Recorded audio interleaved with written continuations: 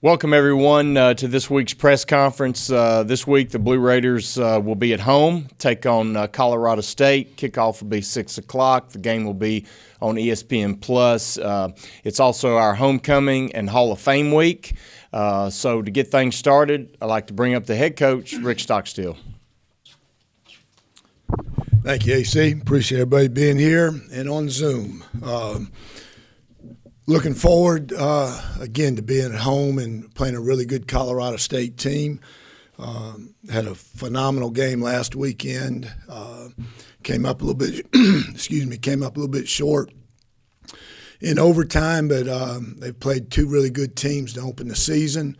They had an early open date. They had an open date last week, so only played two games, but got a lot of transfers in. It's a different It's a different team from last year that we faced. Got a lot of new guys. Made a quarterback change after the first game and scored a bunch of points against Colorado Saturday. So they're gonna throw the ball. They're not averaging a whole bunch of yards rushing a game. I think they want to hang their hat on the passing game. They got a phenomenal receiver in Horton, number 14.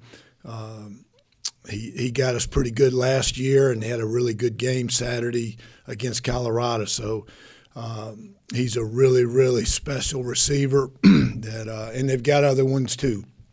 You got some other transfer guys in there that have made an impact on their team. They got a bunch of transfer offensive linemen that are doing a good job for them. So, and then defensively, a little bit different than the Missouri. Missouri, came with all kind of different pressures and blitzes.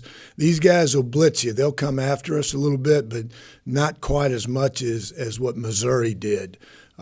They've got good skill guys. They're active up front. Their linebackers can run, and their secondary, their corners, their back end guys are really good. They're physical. They're good tacklers.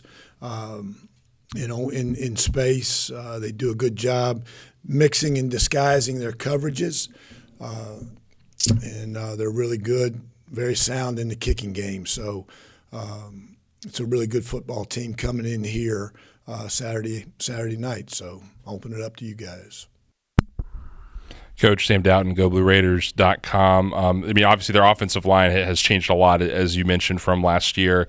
Is there better play of late just basically due to the personnel changes, or are they doing anything different schematically from what you've seen so far in film that's helping them out on that side of the ball? Well, I think they're definitely better than what they were last year.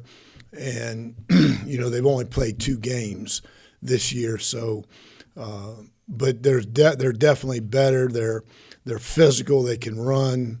They're athletic up front. And like I said, they're throwing the ball, probably at a very high percentage. Probably 70% of the time. So they're really good pass blockers, and they've done a really nice job. They're a lot better than what they were last year. Coach Calvin White, MTSU sidelines. What are some of the biggest differences or similarities that you've seen from this year's team compared to last year's Colorado State team? I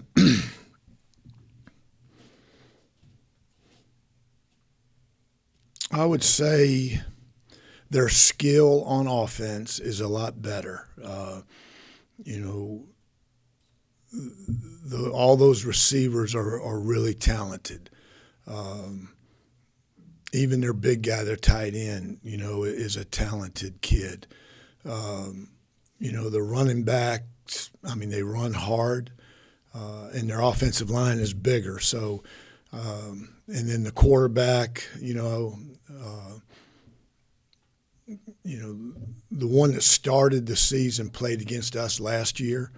This guy that they went with against Colorado State is he can sit back here and sling it now.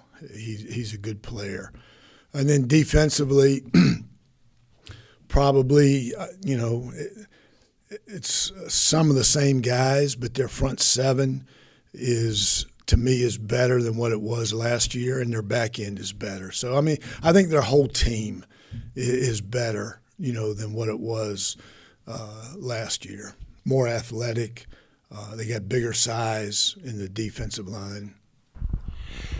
Coach, you Saturday night after the game said happy with the win, but kind of left here frustrated with penalties and not being able to take advantage of putting points on the board with the turnovers. Were you able to get that addressed on Sunday at practice? Yeah, we talked about it, and like I said, you come out of there Saturday, and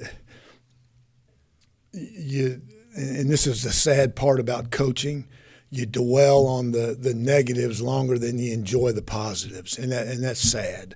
But we did a lot of good things. We had, over 500 yards of offense and at times defensively. The first quarter they had, I think, 22 yards of total offense, and then we they broke some tackles and got some balls over the top of us, and, they ended up with, 400 yards. So we got 3 turnovers. We turned one of them into points. The other 2, we didn't. And you dwell on those things. You dwell on the penalties, how they stop drives or extended drives. So we talked about it, and our guys are conscientious. They care. They work hard, and they know those things are fixable. You had 7 guys that moved up into starters roles on Saturday that had previously they were filling in for guys who were not there. How did they, in your opinion, how'd they play? Yeah, I thought everybody, got out there and, did good. I mean, it's nobody's 100%. Once that first practice is over in August, nobody's ever 100%, so but our guys, they battled through it, and we had new guys out there, and they did a nice job. So I was proud of everybody, that went out there and played. And a lot of those guys are playing nicked, that are hurt, now, and they're still finding a way to get out there and compete. So I'm just proud of our team right now. You mentioned the success, yardage-wise with the offense. Obviously, you are able to move the ball in between the 20s really well. How do you finish those drives off a little bit better? What are some of the things y'all working on that front that you've identified as areas for improvement? Yeah, I thought we finished pretty good in the red zone. We got down there that one time they stopped us on 4th down. But again, it's, we played 3 games, and you hope you get better each week. So we'll get it. It's something where you get hurt on finishing drives, whether it's in the red zone or the open field, is when you have negative plays, tackles for loss, sacks, penalties. Those are hard to overcome, or not having success on 1st down. And, we had 500 yards of offense and only had the ball 24 minutes. Part of it was us. We scored really fast, that opening drive, and then a 1-play touchdown drive, a few drives later. So part of it was them. They stayed on the field. So, you put up 500 yards. Like I said, we did a lot of good things that I'm pleased with, and we just got to get a little bit better at the little things. An earlier homecoming this year with the switch to midweek games, starting next month. What do you expect out of the Blue Raider crowd after a good crowd on a wet day in the home opener? Yeah, I thought, I should have said it after the game, but I was just caught up in everything else. But, I was very appreciative of the fans, the Raider walk and tailgating and all that. When it was calling for heavy rains during that time, I don't think we ever got it. And then, they stayed in there till, the rain came down there a little bit there in the 4th quarter. So very appreciative of everybody that came out there, and I would expect the same. It's knock on wood, but I think it's supposed to be really nice weather, this weekend. And, Hall of Fame got people coming back and to honor and recognize them, and homecoming and everything else that's going on is a great opportunity to get out and see a really good football game. What's up, Coach, man? It's Jeremy Keller, man. How you doing, baby? Outstanding, Jeremy. How are you, my man? Man, I'm doing good, man. I was just had a question about just the mentality as far as like defense going into this week. Normally, you try to take away the offense's strength, but you talked about the passing game. But we know as far as like stopping the run, the last team that just played, Murray State, put up a lot of yards on the ground. So how do you balance that, like trying to get them out of their strength, which is passing, but then that will get them in kind of like your defensive weakness so far, which is stopping the run. So how do you like balance that coming into this game? Yeah, Jeremy. I thought we've done a really, really good job the first 2 weeks of stopping the run. Missouri Alabama, he got out on us with some quarterback runs. But for the most part, those first 2 games, our defense did a really nice job stopping the run. Saturday against Murray State, we missed some tackles. Guys made some plays there, so we just got to do that. We got to shore that up. We got to tackle better. We didn't tackle very good Saturday, so we got to tackle better.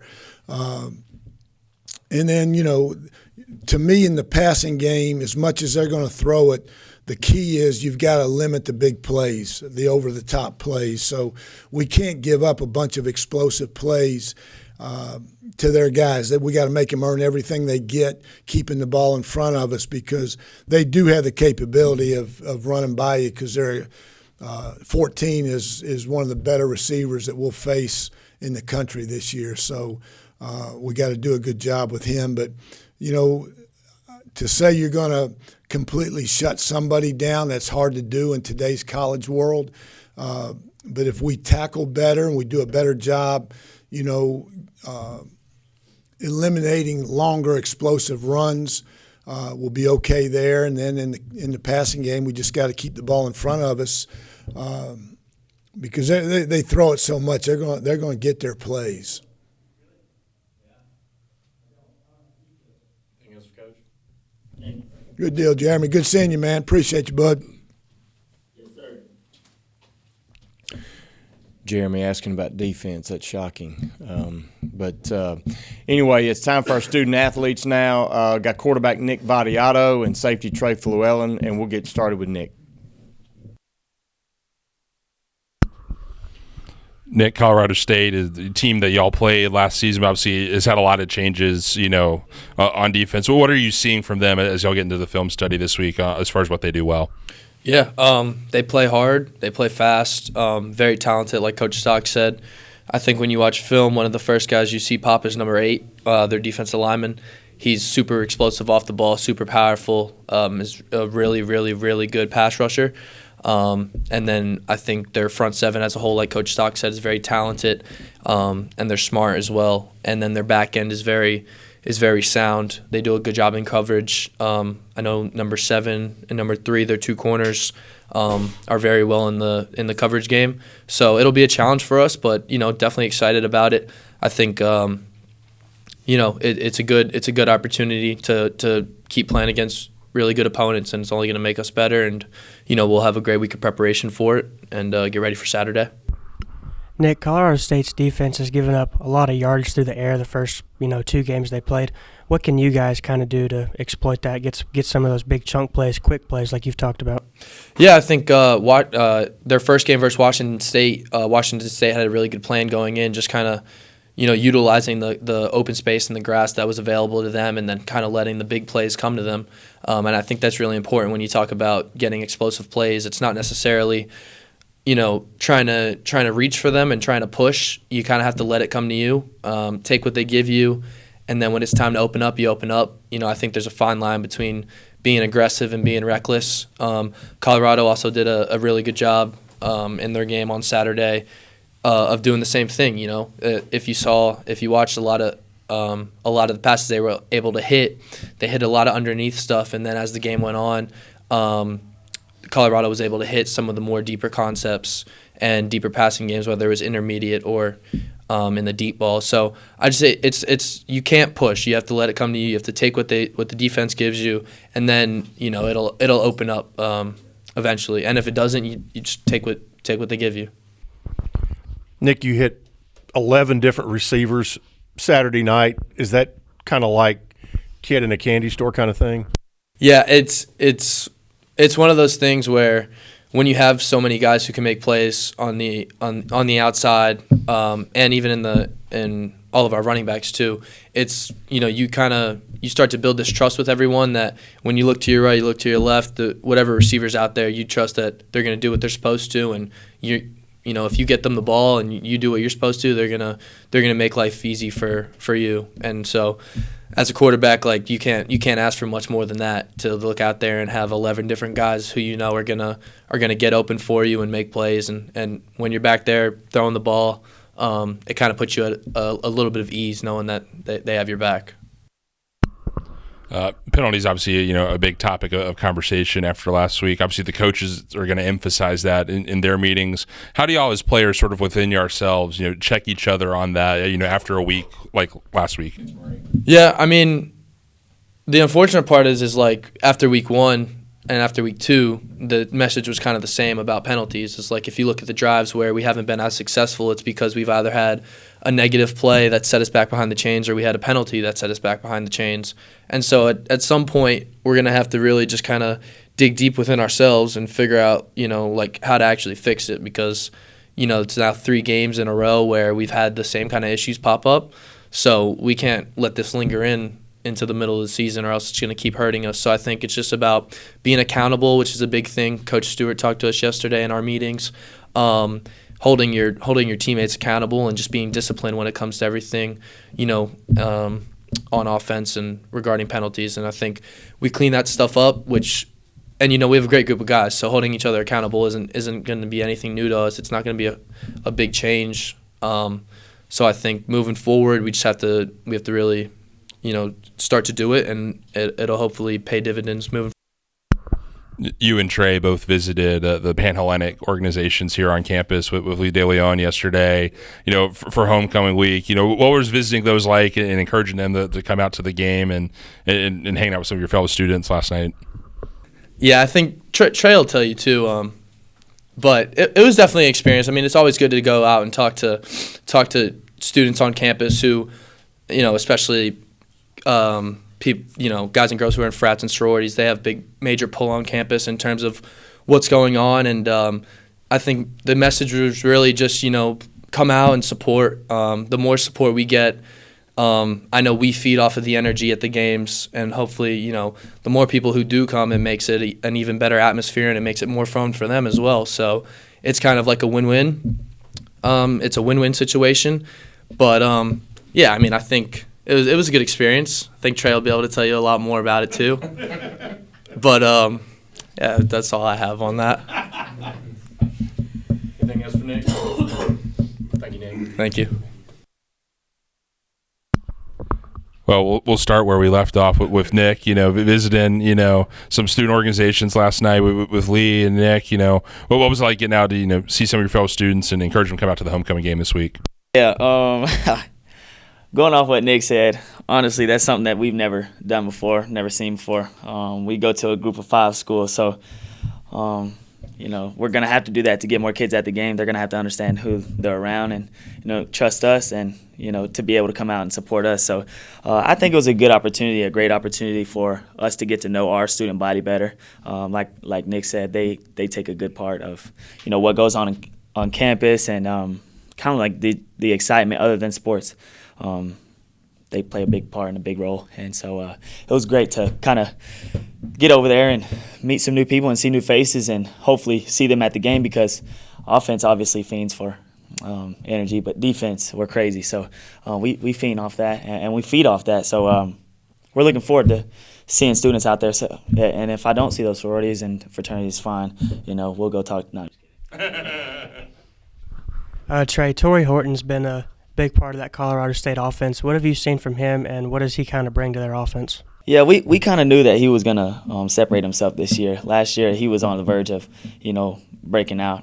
He's done a great job of just attacking the days and, earning all these accolades and stuff, and doing a great job of backing it up by the way he plays. And all respect to him. He's a great player, great receiver.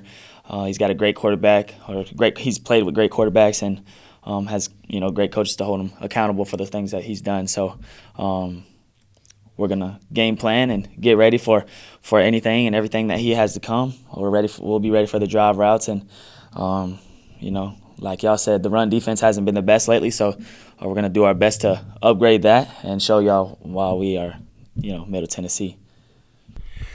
Trey, last 2 years, this defense has been either number 1 or number 2 in the country in takeaways, and had to be kind of frustrating the first 2 weeks. You didn't get one. You were close, didn't get one, but you picked up 3 on Saturday night.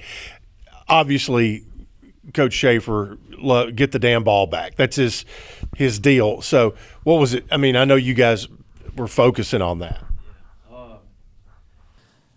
Anytime he makes an emphasis on that, we get excited just because takeovers and turnovers are those energy plays, and that's the mentality that we have, is to get the ball back. And those 3 takeaways and turnovers, they played a big part in the game and a big role in the game, but honestly, we want more picks. We want to eliminate those big plays, those long balls that we had. We want to eliminate those and be able to turn those into points for our offense. And obviously, anytime you have turnovers, is going to take a big part in the game, like I said.